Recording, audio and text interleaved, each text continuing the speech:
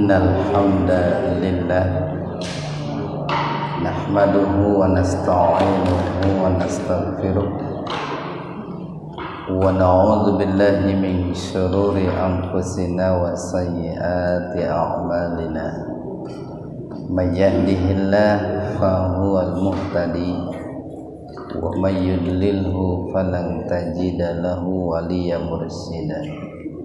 Asyhadu an la ilaha illallah wahdahu la syarikalah wa asyhadu anna Muhammadan abduhu wa rasuluh alladzi la nabiyya wa la rasula ba'da. Hadirin ikhwatu iman jemaah Majelis Tafsir Illiyin yang mudah-mudahan senantiasa diberkahi dan juga diridhoi Allah Subhanahu wa taala. Kajian tafsir di Majelis Tafsir Illiyin pada kesempatan subuh ini alhamdulillah bertepatan dengan Yaumul Istiqlal ya, yaitu hari kemerdekaan negara kita ya, tanggal 17 Agustus. Dan kajian tafsir pada pagi hari ini membahas surat Ali Imran ayat 185. Ali Imran ayat 185. Kita bahas tajuknya dulu. Kullu nafsin ihfa hakiki atau ihfa abad. Kasratain ketemu da itu bukan dal secara terpisah, jadi betul-betul dibaca samar, tahan dua ketukan atau satu alif. Zai mad wajib muttasil, qatul alif lam qamariyah atau idhar qamariyah. Maut, kalau mau berhenti di situ tak tanisnya disukunkan maut.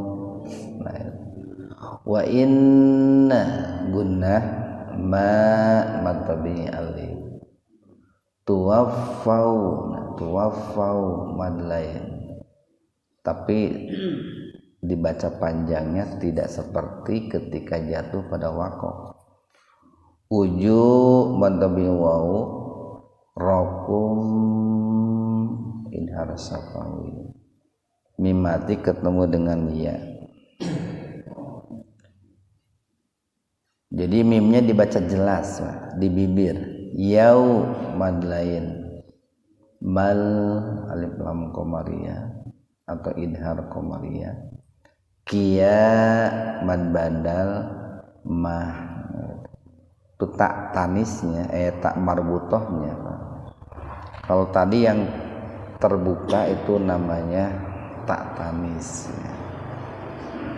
Tak tanis itu tak yang menunjukkan jenis muannas. Kalau ini disebutnya tak marbutoh. Tak marbutoh itu yang tertutup itu. Sama kalau mau berhenti di situ, tak marbutohnya dibaca sukun. Qiyamah. Faman ihfa hakiki zuhziha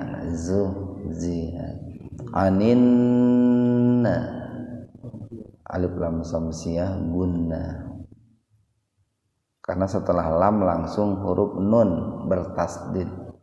Na madabi alif wa'ud qalqalah sugro, huruf dal yang sukun yang mati di tengah-tengah kata dipantulkan tapi ringan. Wa'ud khilal alif lam qamariyah janna gunna faqad qalqalah sugro, huruf dal yang sukun di tengah-tengah kalimat. Faz pakai za itu. Kalau mau berhenti di situ zainya disukunkan. Wa mal alif lam qamariyah hayya mad badan tunduna alif lam samsiyah. Jadi langsung dimasukkan ke dal. Dunia. Ini dunia ini idhar wajib, Pak. Biasanya kan kalau nun mati ketemu dengan ya itu idgham bigunah biasanya. Kalau nun mati ketemu ya-nya itu terpisah, Pak. Jadi kalau dalam hukum tajwid, Pak, terpisah atau dalam satu kata itu mempengaruhi. Ini catatan nih. Jadi terpisah dengan satu kata itu akan mempengaruhi hukum tajwid. Kayak ini, dunia itu kalau terpisah idgham bigunah, duya gitu dibacanya kalau terpisah.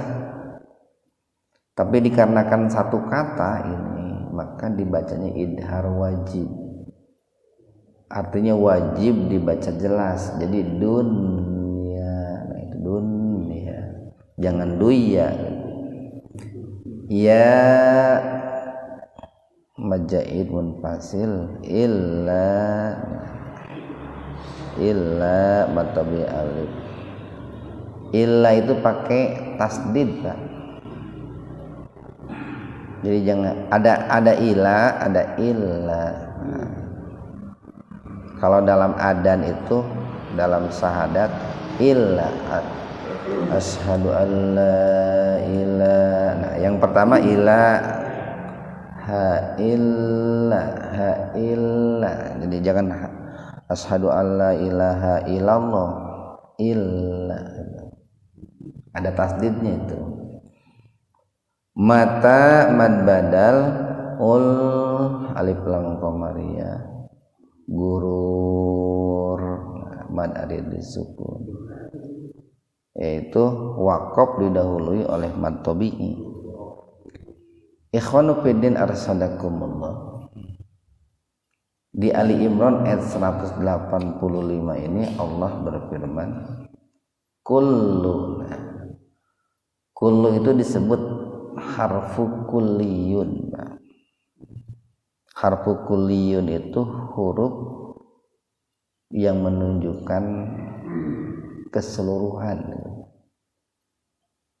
Huruf yang menunjukkan keseluruhan. Kebalikan dari harfu tab'id. Kalau harfu tab'id huruf yang menunjukkan sebagian. Kayak min itu harfu tab'id. Atau ba'dun itu harfu tab'id. Ini kullun ya, itu harfu kulliyun. Makanya sering diartikan setiap-tiap ya. Kullu tiap-tiap nafsin yang bernapas itu, atau yang bernyawa. Nah, dikarenakan ini menggunakan kullun, maka siapapun dan apapun yang namanya makhluk Allah, baik itu malaikat, manusia, jin, setan, hewan, tumbuh-tumbuhan, yang besar, yang kecil, gitu, yang dewasa, yang anak-anak, yang kaya, yang miskin, yang soleh, yang tidak soleh, gitu, laki-laki, perempuan, semuanya itu dzaiqah, itu akan merasakan al-maut, kematian, akan merasakan yang namanya kematian. Jadi tidak pandang bulu, semuanya itu akan mati. Itu kalau dalam ayat lain itu kan ada ayat kullu man 'alaiha fan wa yabqa wajhu rabbika.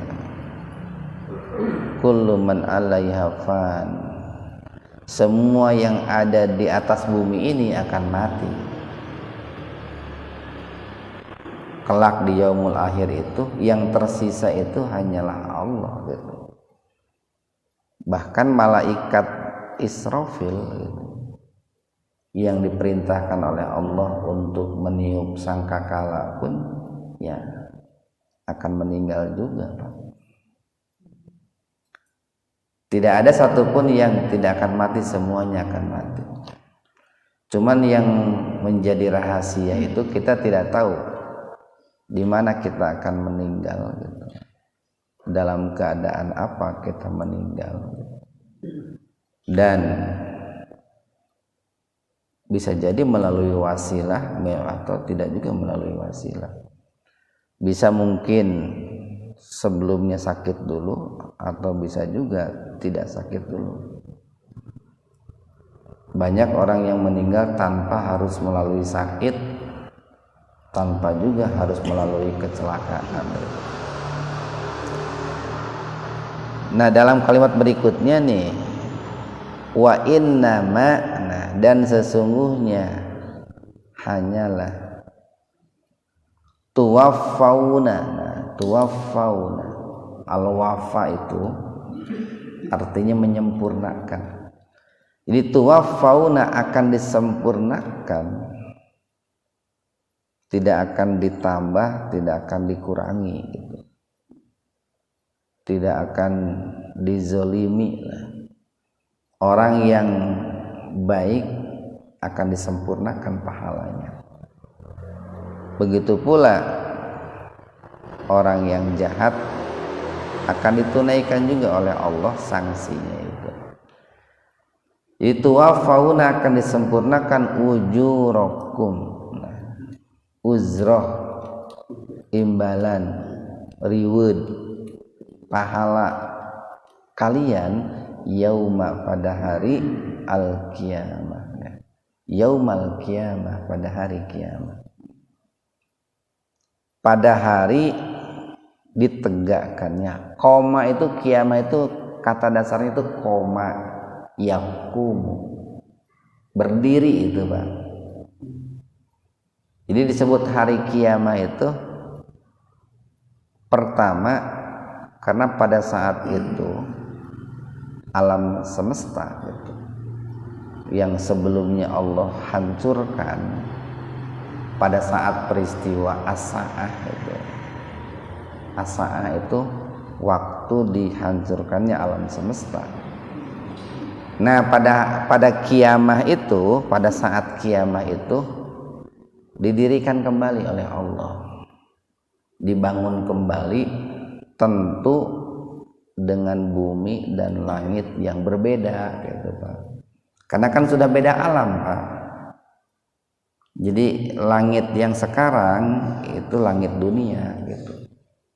Bumi yang sekarang itu bumi dunia gitu. Nah, ketika peristiwa as-sa'ah itu hancur. Masuklah kepada kehidupan kedua akhirat, maka langit dan buminya pun bukan langit yang sekarang, langit dan bumi yang akhirat nanti.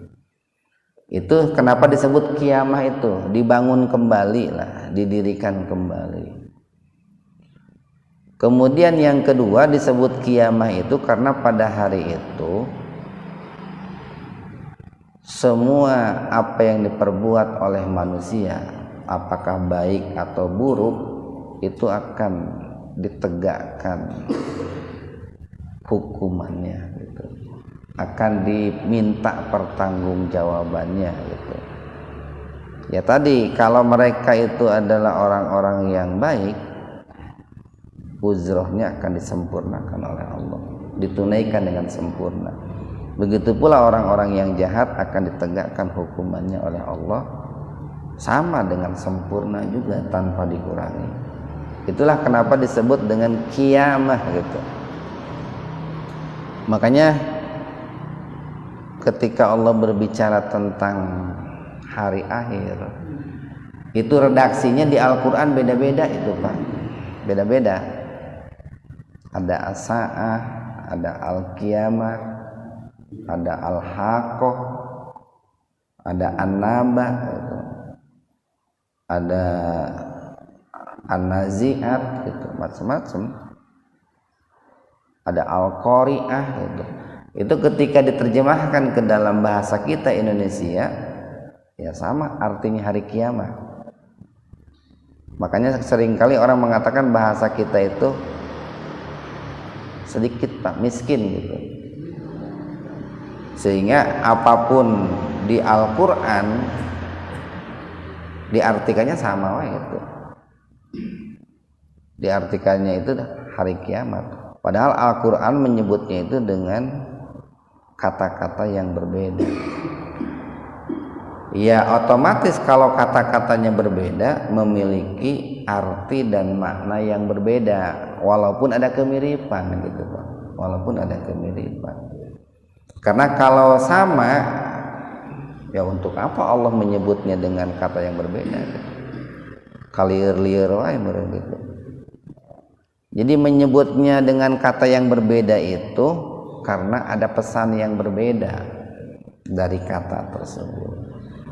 Wah itu sebetulnya oleh para ulama sudah dijelaskan itu. Kenapa kok disebut An-Naba, kenapa disebut Al-Haqqo, kenapa disebut Tomah gitu. Kenapa disebut Qari'ah, kenapa disebut Nazi'at. Itu sudah dibahas oleh para ulama. Nah di sini Allah menyebutnya dengan kiamah. Jadi sesungguhnya akan disempurnakan imbalan kalian. Ini kalau di sini nih, ini berkonotasi positif ini. Karena menggunakan uzroh, kata ujur, ajrun. Jadi sesungguhnya akan disempurnakan imbalan kalian, wahai manusia, kelak pada hari kiamat. Tetapi di sini kemudian diikuti dengan yang negatif nih. Dengan positif juga. Makanya banyak ahli tafsir yang mengatakan bahwa ayat ini dalam rangka utamanya gitu ya.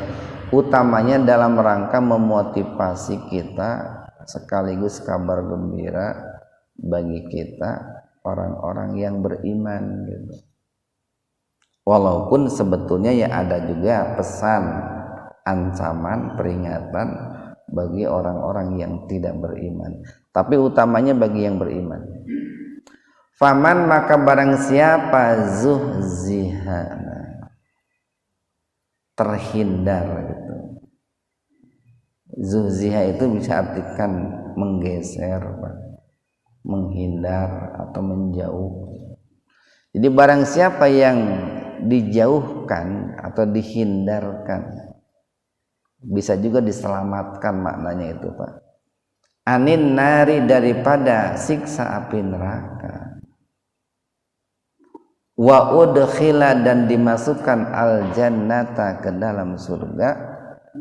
Faqad, maka sungguh-sungguh faz, telah beruntung gitu. Jadi orang yang beruntung itu adalah orang yang dijauhkan dari siksa api neraka, kemudian dimasukkan ke dalam surga.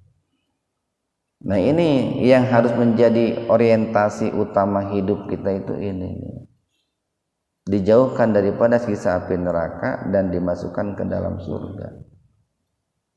Dan hampir semua ibadah itu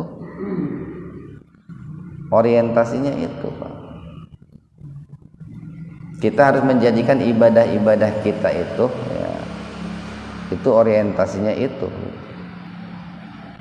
Entong dunia wae orientasinya. Puasa kunaon, rajin puasa sugan we sehat. Dunia eta orientasinya. Salat tahajud, mani rajin salat tahajud. Sugan we loba duit. Kunaon rajin pisan umroh, sugan we naik jabatan. Jadi orientasinya dunia terus itu. Jadi mestinya orientasinya itu zuhziha 'anil nar wa udkhilal jannah. Makanya kalau kita lihat pesan-pesan Al-Qur'an atau hadis begitu. Termasuk makan itu, Pak. Coba lihat dalam makan itu. Allahumma barik lana fima razaqtana wa qina adzabannar. Kan gitu, Pak. Di ujungnya itu ada wa qina adzabannar. Ya Allah, berkahilah makanan yang kami makan dan selamatkanlah kami daripada siksa api neraka. Jadi tujuan kita bekerja itu dengan uang yang kita belikan untuk kebutuhan kita termasuk makan, targetnya itu biar kita terbebas daripada siksa api neraka. Jangan sampai dengan makan, dengan minum, dengan yang lain-lainnya justru menghantarkan ke dalam neraka, tapi harus membebaskan diri daripada neraka. Makanya di penghujung ayat diingatkan nih, wa mal hayatu, wa ma dan tidaklah, ini maknya makna nafi, ini meniadakan. Wa dan ma tidaklah al hayatu kehidupan, ad-dunya dunia. Tentu kan bicara kehidupan dunia itu maknanya luas. Tidaklah yang namanya harta, tidaklah yang namanya jabatan, kekuasaan, tidaklah yang namanya keluarga, tidaklah yang namanya ketenaran gitu. Illa melainkan mataun, itu mataun, mata itu mut'ah gitu. Mata itu adalah suatu kenikmatan yang suatu saat pasti akan habis gitu. Jadi disebut mataun, itulah sebuah kenikmatan suatu saat bakal hilang, bakal habis, bakal sirna. Itulah al-mata. Nah, semua kehidupan dunia itu pasti akan hilang. Makanya kan oleh Allah dipesankan dalam Al-Quran, titipkanlah semua kenikmatan yang Allah titipkan kepada kita itu kepada Allah gitu. Barangkali kita punya harta, titipkanlah sekian persen kepada Allah. Barangkali kita punya umur gitu. Sebetulnya umur itu kan titipan dari Allah juga gitu, modal dari Allah. Titipkanlah kepada Allah sekian persen umur kita itu. Artinya gunakan umur kita itu untuk akhirat. Barangkali kita punya jabatan gitu, kekuasaan, pengaruh di kantor gitu. Titipkanlah sekian persen jabatan kita itu di sisi Allah. Cuman terkadang gitu ya, terkadang orang itu menitipkannya itu hanya sisa-sisanya saja. Terkadang begitu. Alangkah bagusnya kalau yang dititipkan kepada Allah itu ya minimalnya persentasinya itu sesuai dengan yang diarahkan oleh Rasulullah. Kan ada aturannya lah. Kalau bicara zakat kan ada aturannya sekian persen gitu. Tapi masih untung gitu, walaupun sisa gitu. Masih untung kan ada daripada henteu pisan gitu. Ayeuna orang menjadi baik lamun geus gering masih untung, Pak. Daripada geus gering bedegong keneh gitu. Orang jadi baik lamun geus kolot masih untung daripada geus aki-aki bedegong keneh gitu. Aya aki-aki teh bedegong keneh tanya. Cek incuna teh si aki geus bau tanah beuki keneh ka awewe cenah eta. Geus bau tanah cenah. Masih kena untung sanajan aki-aki lamun geus inget akhirat daripada henteu pisan gitu. Komo lamun keur ngora keneh leuwih alus. Jadi tidaklah kehidupan dunia itu kecuali kenikmatan sesaat yang suatu saat bakal habis, al-ghurur, bahkan merupakan kenikmatan yang semu gitu. kenikmatan yang memperdaya, kenikmatan yang bisa melalaikan, atau kenikmatan yang menipu lah, menipu. Satu ayat lagi nih, latu belawunna. Nah, ini lamnya lam taukid ini Pak. Jadi harfu taukid itu cukup banyak Pak. Ada lam nih, tadi ada qad itu Pak, faqad pas itu harfu taukid, qad itu. Ada nun di ujungnya nih, latub lawunna itu. Nah, makanya huruf na itu kalau dalam ilmu tajwid itu hukumnya gunnah itu. Nun bertasdid itu gunnah. Kalau dalam ilmu bahasa, dalam ilmu qiraah itu Pak, beda Pak. Ilmu qiraah dengan ilmu tajwid beda. Ilmu tajwid itu bagian daripada ilmu qiraah. Kalau dalam ilmu qiraah itu disebutnya nun sakilah itu. Nun yang dibacanya itu berat itu. Pesan yang ingin disampaikan, kenapa di sini ada tasdid? Karena itu merupakan sebuah sumpah itu Pak. Makanya membacanya mesti ditahan 2 ketukan. Lawunna gening lamun orang Jawa gitu ya, orang Jawa Tengah, Jawa Timur. Lamun mengatakan sesuatu itu kan lamun penting pisan gitu. Sok lekoh gening Pak. Sok medok. Nah, itu kan pakai tasdid itu. Bening hese, orang Sunda mah hese wenak gitu. Itu pan pakai tasdid gitu. Itu sakilah, itu berat itu, saking enaknya kan wenak gitu. Latub lawunna, sungguh kalian akan diuji, pasti kalian akan diuji. Fi amwalikum, dalam harta kalian. Nih Pak, ujian harta itu ada 2. Satu ada ujian kauniyah, ya Pak. 2 ada ujian syariah. Cuman kebanyakan orang yang taunya itu ujian harta yang sifatnya kauniyah. Yang syariah kurang begitu dipahami atau belum begitu disadari. Ujian harta yang sifatnya kauniyah nih Pak. Harta itu tadi mataul gurur itu. Suatu saat pasti akan habis, akan hilang, akan sirna. Suatu saat harta itu akan berpindah tangan. Harta itu bisa saja dijual habis, dipakai habis, kena bencana, banjir, kebakaran habis. Itu ujian sifatnya kauniyah itu Pak.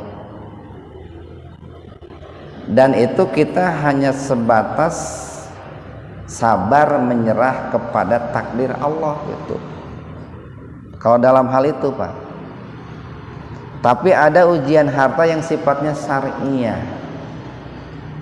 Allah menguji harta kita melalui syariat-syariatnya. Allah perintahkan zakat, nah gitu Pak. Itu ujian, itu zakat itu ujian. Allah perintahkan infak, perintahkan sedekah, perintahkan berkurban, itu ujian. Ujian harta yang sifatnya syariah. Jadi ada 2 tuh. Kita siap nggak diuji harta oleh Allah yang sifatnya kauniyah? Siap nggak diuji oleh Allah harta kita yang sifatnya syariah? Kemudian yang kedua, wa anfusikum, dan kalian pun pasti akan diuji diri kalian, jiwa raga kalian. Sama, jiwa raga pun akan diuji dengan ujian yang sifatnya 1 kauniyah, 2 syariah gitu Pak. Bagaimana ujian jiwa raga yang sifatnya kauniyah? Mungkin kita sakit Pak, itu kauniyah itu Pak. Mungkin kita meninggal, mungkin Titajong gitu Pak, itu kauniyah itu Pak. Tiba-tiba ada orang inung sukuna titajong gitu, itu ujian diri yang sifatnya kauniyah. Tapi ada juga ujian diri yang sifatnya syar'iyah. Kita diuji ini diri kita secara syar'i, perintahnya sholat gitu Pak, daik teu sholat, daik teu berjamaah, eta teh ujian diri kan. Bahkan sholat itu merupakan ibadah yang lebih didominasi menggunakan fisik, ibadah fisik, walaupun tentu ada juga ibadah jiwanya Pak. Sehingga karena sholat itu merupakan ibadah fisik, nggak bisa diwakilkan Pak. Sugan ayeuna ada orang banyak duitnya gitu. Saya mah sholat teh muruhan we ka batur gitu, make joki gitu. Itu bisa ibadah fisik gitu, lebih dominan dengan fisik. Beda dengan zakat, infak, sedekah Pak, bisa mihape ka batur papitoyo pangmayarkeun zakat ke Masjid Muhajirin bisa. Itu ibadah mal itu bisa dititipkan. Atau bisa juga seorang istri zakatnya pangmayarkeun ku suami, bisa. Yang ngantarkannya suami, duitnya duit suami, nggak apa-apa kalau zakat. Atau yang ngantarkannya anak, duitnya pun duit anak, nggak apa-apa kalau zakat. Tapi kalau sholat kan nggak bisa. Jadi ada ujian diri yang sifatnya syar'iyah Pak. Kita lisan disuruh ngaji, itu mau nggak tuh lisan pakai ngaji? Kita umpamanya apalagi ada ujian diri yang sangat berat Pak, yang resikonya nyawa, yaitu yang tempo hari kita bahas itu kan, kita berjuang berjihad di jalan Allah. Tuh lebih berat lagi ujiannya. Kita mah sementara yang ringan-ringan aja dulu lah, sholat gitu, ngaji gitu. Karena itu ya. Wala tasma'unna, dan sungguh kalian akan mendengar.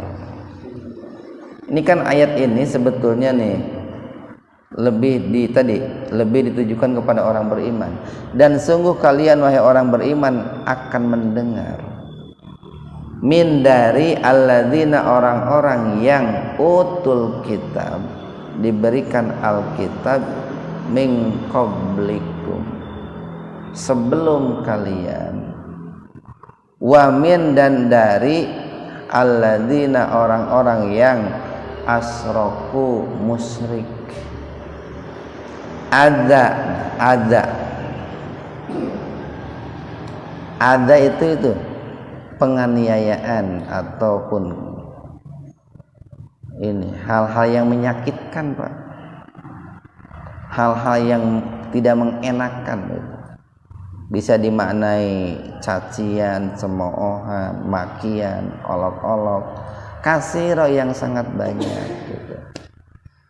Jadi begini nih, ketika orang itu bersabar, diuji oleh Allah, baik harta bendanya ataupun jiwa raganya, baik kesabarannya sifatnya kauniyah ataupun syar'iyah, itu akan diolok-olok Pak oleh orang-orang kafir dan oleh orang-orang musyrik, orang-orang munafik.